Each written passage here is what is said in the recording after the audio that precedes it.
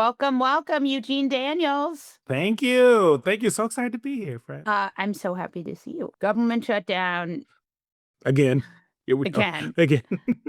Okay, here's my question for you. I was agitated about this because I thought they should have done it 2 weeks ago when the Mhm. world was on fire, because this is a shutdown about DHS Yep. funding Mhm. and the money that was given that is continuing to flow to DHS in order to kill Americans, basically, Mhm. and deprive people of their due process. Do you think it was smart to get this extension 2 weeks? And what do you think?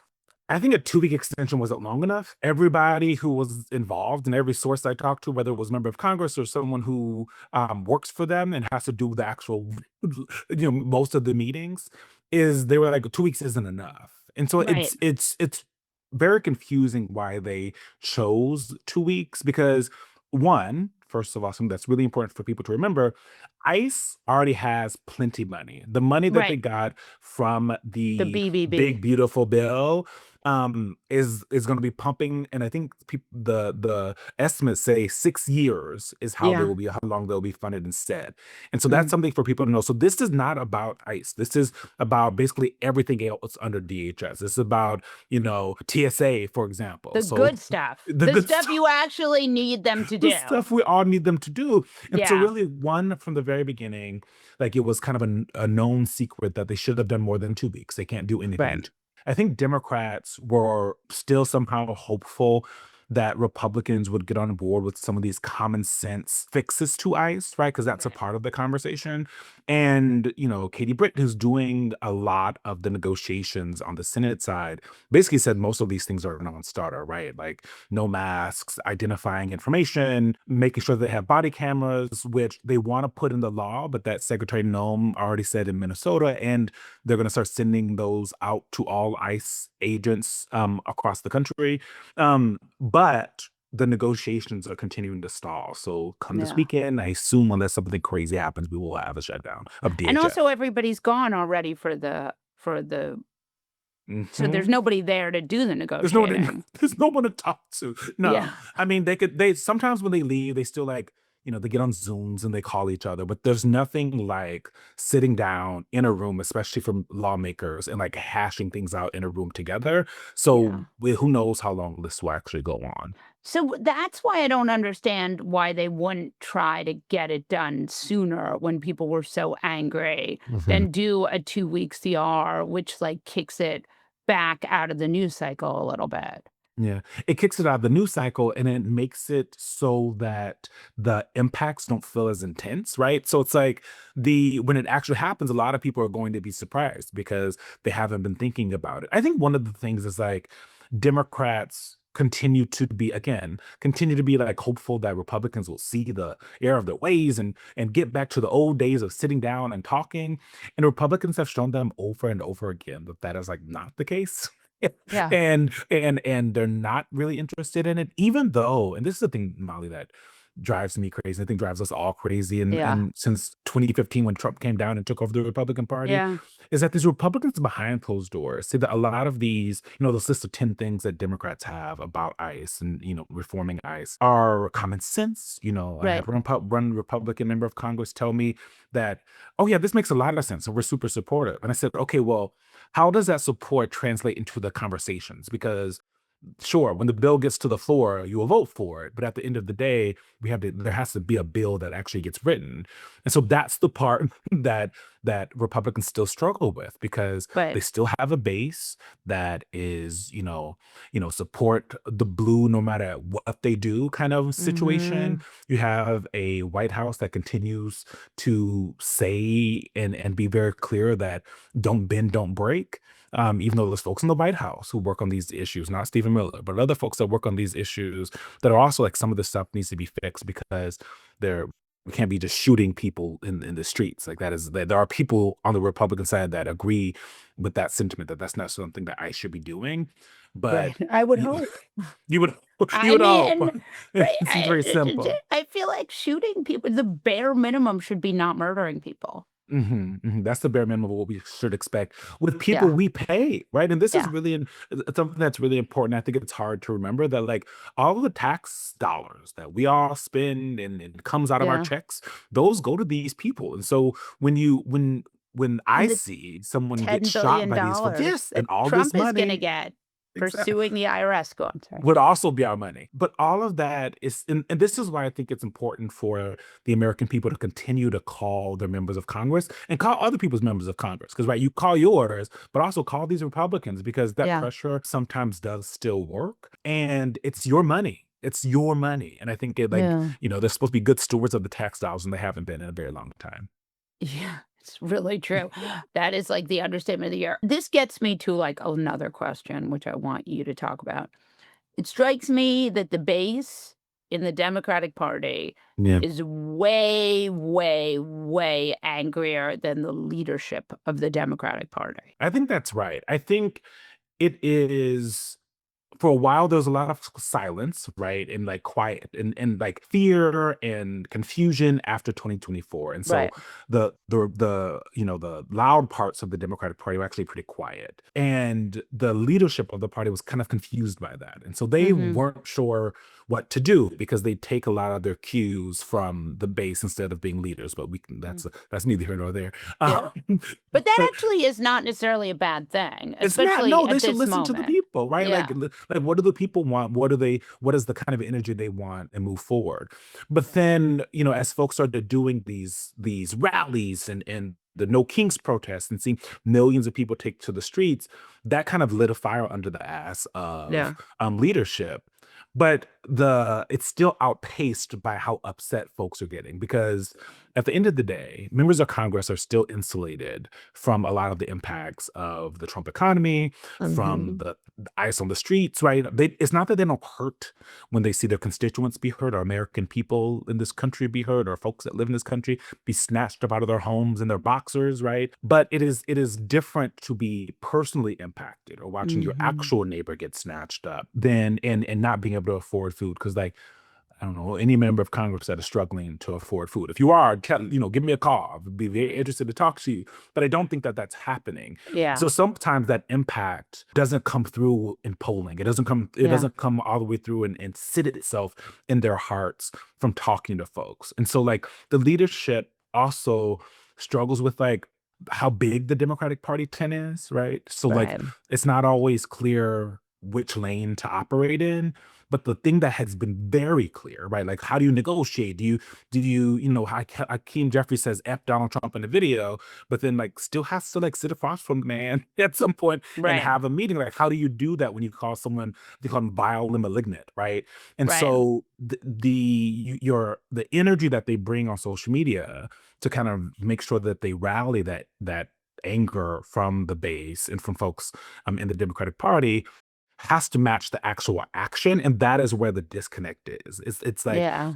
at the end of the day, they still believe Democrats, especially Democratic lawmakers, that government has to work for people, and a lot of and so you have Yeah. to figure out a way to be angry, but still galvanize and sit down and do the meetings and all of that, and they Yeah. struggle with it, and they don't know how angry they want to be, and they don't know Yeah. how, especially going into an election year, how you capitalize on all this. I'll never forget. We had Hakeem Jeffries on the show. I think it was the day after the first No Kings protest, Right. and I said, "What are you guys gonna do?" Like there was there were all these. We didn't know the number at the time, but we were like, it seemed like a lot of people on the streets, and Yeah. not just in big cities, but in little towns, right? Like in little townships, in Yeah. places where 200 humans Alaska. live, 10 people were out there. Yeah, Yeah. exactly.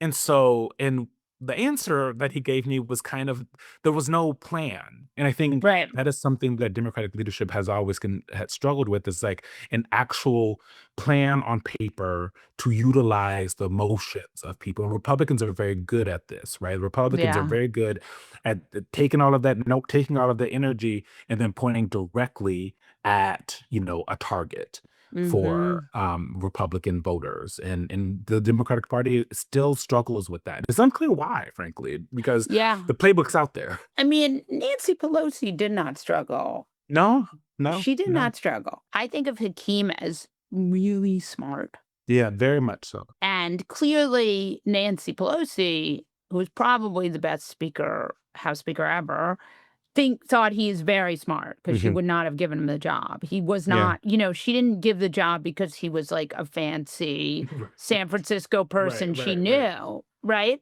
So I just wonder what is his problem. And I wonder if it's that he's a bit too cautious. Part of it is, and this is not from me, this is from people who love Hakeem Jeffries, who are members of Mhm. Congress. And what Mhm. they will say is he spends, and I'm trying to get the exact quote, but it's something like the will of the caucus will out. Essentially, that at the end of the day, the caucus of Democrats will get together and make the decision together.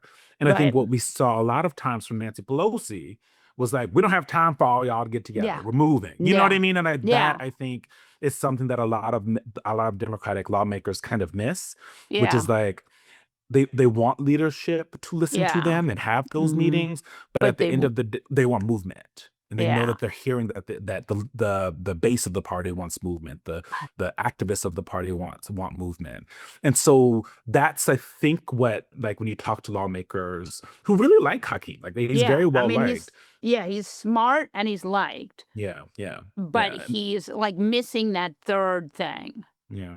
And part of it is, especially when I talk to black lawmakers, is that they say they think he is very conscious of the fact that he doesn't want to appear to be like a a mean black man telling everybody what to do, right? Right. There's Right, a right, right. different way, like there's a different way women have to operate, right? And Right. Nancy Pelosi found that sweet spot. And there's also a different way that black people have to operate in these roles. And so like he's still kind of finding his footing. The difference is when Nancy Pelosi was finding her footing years ago, right? Right. We were not in the same kind of urgent world, right? And so you were Yes. able to operate behind the scenes a little bit more. That is not the world that we live in today, and that is not what the party wants. And so it is a he's in a bind for sure. Now, Yeah. wouldn't No, for sure. Nancy Pelosi would probably be doing the exact same things she was Yeah. doing then. Yeah. And so he's learning, is what people are saying, but they want him to learn a That little which is faster. good. Yeah. I want you to talk now that your analysis of that was so good and Correct. interesting. Correct. I want you to talk about this thing that I've been thinking about all week, which Yeah. is the testimony of Pam Bondi. Because I'm curious because you brought up an idea that I think about a lot, which is Yeah. what is available to women, what Yeah. is available to people of color, right? Because there's a reason that Trump does what he does, and it's because it's available to him Right. as a white guy who comes from a lot of power and wealth. I'm curious your take on those hearings, and I'm also curious what you heard from Yeah. people about that. My take on the hearings, and this is really anyone who works for Donald Trump and gets in front of folks, right? Right. Besant does this a lot Yeah. as well, is I saw and him do it on Morning right, Joe. right, I it's was like, like, "Why are uh, you screaming at Willie?" yeah, who Yeah. screams at Willie Geist? I mean, yeah. But it is, and this is not new, but audience of one, right? Mhm. Because they know that Donald Trump watches a lot of whatever's happening on the television every single day, a little Yeah. bit more than a lot more than most presidents. But he's sitting there watching, and he will rake them over the coals if he doesn't like what he sees. They know their Right. jobs on the line if he doesn't like what he sees. He wants the folks that are in front of the cameras for him to look like they're at a central casting. That's something we heard a lot Right. from the first and the second Yeah. administration. And also that are administering kind of the way that he operates and channeling the way that he operates, which is like go balls to the wall. The Right. It's the problem Kavanaugh thing too, right? Exactly, same thing, Yeah. and the problem is, it doesn't work for everyone because that's Right. not everyone's personality, so, like, that's not really who Pam Bondi is. That's why she has to have, like, document after document made by her team about, like, hit pieces for how Yeah. this how you attack this member of Congress, like, it's not who she is, and so it comes off awkward and fake and silly, like, when they're talking about really serious issues like the Epstein files, she's like, "Why Right. are we not talking about the Dow?" Who's that for? Right. It's for Donald Trump, right? Like, Right, right, right. that like, you shouldn't be talking about the Dow, man. You're not the Treasury Secretary. That has nothing to Yeah. do with your job, actually. Yeah, nothing. You Yeah. are the chief law enforcement officer of the country, and Right. that is not For your now. job for now, correct. And I think that is also the for now is very interesting, Molly, Yeah. because what I have found is that folks in Trump's orbit start acting really tough when they feel like their jobs are on the line. And Donald Trump is Mhm. very upset with Pam Bondi, from everyone I've talked to and all the reporting that's out there, for not going far enough when it comes to, going after his perceived enemies, right? Right. So that even though all of us are watching, we're like, chill. But he is like, Right. no, we want no one's been arrested. You know what I mean? You guys keep Right. losing and embarrassing me in front of the television and in front of these grand juries. We keep Yeah. losing. We're not getting indictments on these folks, which, indictments, grand jury indictments are very easy to get. The Well, they bar is very were. low. They used They to be. were. They They used to used to be. be. They Yeah. used to be. And so his anger about all of that is in the back of their head. I mean, it's the same reason where you see Kristi Noem, the DHS secretary, kind of doing the same thing when she's in front of cameras, right? And then Mhm. every once in a while, it backfires. Donald Trump, tweeted that he liked, Pam Bondi's performance, that she did great, but he's still very frustrated with her. And so that always leads into these things. I wonder, Trump has his whole thing in this season of destroying our democracy is that he doesn't ever fire anyone. Yeah. Hmm. But that can only go on so long. Yeah. I have a theory about this, which is essentially that Republicans for so long, especially after the first Trump administration, have like circled the wagons, right? And it's like Right. anyone in these wagons can't do any wrong. And we actually love Right. them so much. And they're like Right. trying to present a united front. And I think like part of the not firing is that even though he's like pissed with some of these folks, is that they don't want to give that narrative of chaos, right? Of he doesn't Mhm. know what he's doing. Like, I love all of them. When like that's clearly not true, and this is just not Mhm. how he operates. And also, like, frankly, where do you go after that, right? The first administration, there were a lot of Republicans that had great reputations in their Right. fields, who could have and wanted to work for that first Trump administration, right? Like, Mhm. anyone wants to work for the federal government, many of them.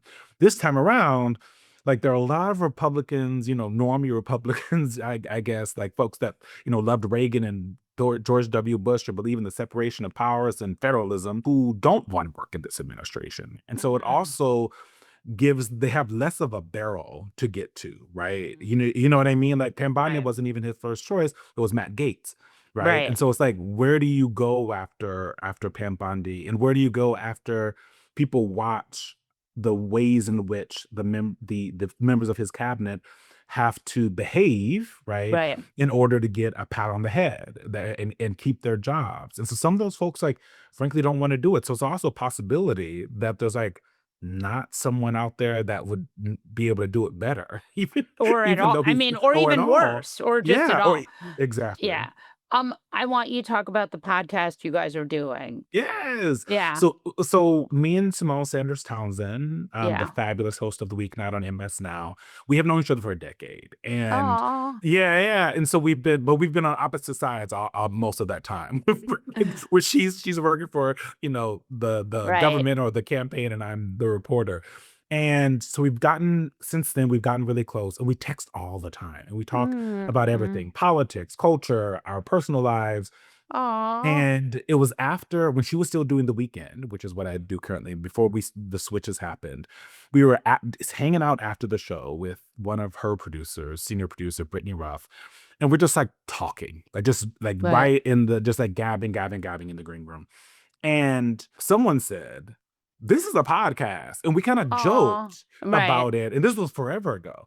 And then we just kept talking about it because we believe, and I think a lot of people are kind of getting hip to this, but we have always believed, she and I, that culture and politics are like intrinsically linked Mhm. in this Yeah. country.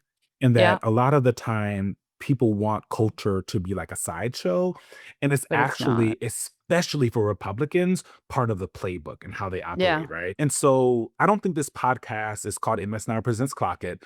I don't think this podcast can exist in the Biden administration. But It Trump oh, understands yeah. how to arrest the culture, and the importance of Yeah. arresting the culture to make yourself look interesting and cool, and to make it easier to Yeah. operate politically and policy wise. So like, there's a reason why he's putting his name in front of the Kennedy Center Center. There's a reason why he's hosting the Kennedy Center Honors, y'all. There's a reason he's going to all these sporting events. The man does not like Yeah. sports that much. There's a Yeah. reason why he's having a UFC fight on the White House lawn for the 250th anniversary of this country. Yep. And it's not because he loves sports, it's because he understands that being a part of the culture is Mhm. the easiest way Powerful. to make is powerful and makes everything palatable. Yeah. And when you talk to folks who understands authoritarianism and understands democratic backsliding, this is one of the first things a lot of those people do. They start creating random awards for themselves, Right. right? The people that Mhm. care about them. They start naming things after themselves. Yeah. And that we see this with Erdogan in Turkey. We see this in Russia with Putin. You see it all over, and it's not new. And Yeah. Donald Trump has always been a part of the culture. Like, he was in Home Alone 2. He was a part of rap songs. He had, obviously had The Apprentice when he was pretending to be so successful and he kind of wasn't. And so you have this world in which Donald Trump now has this power in a different way and is utilizing it. So our hope is to dig into all of those things, be serious, meet the moment, but also have a little bit of fun when we're having these conversations and invite people kind of into our group chat. That is great, Eugene Daniels. Thank you, thank you, thank you. Thank you so much, Molly.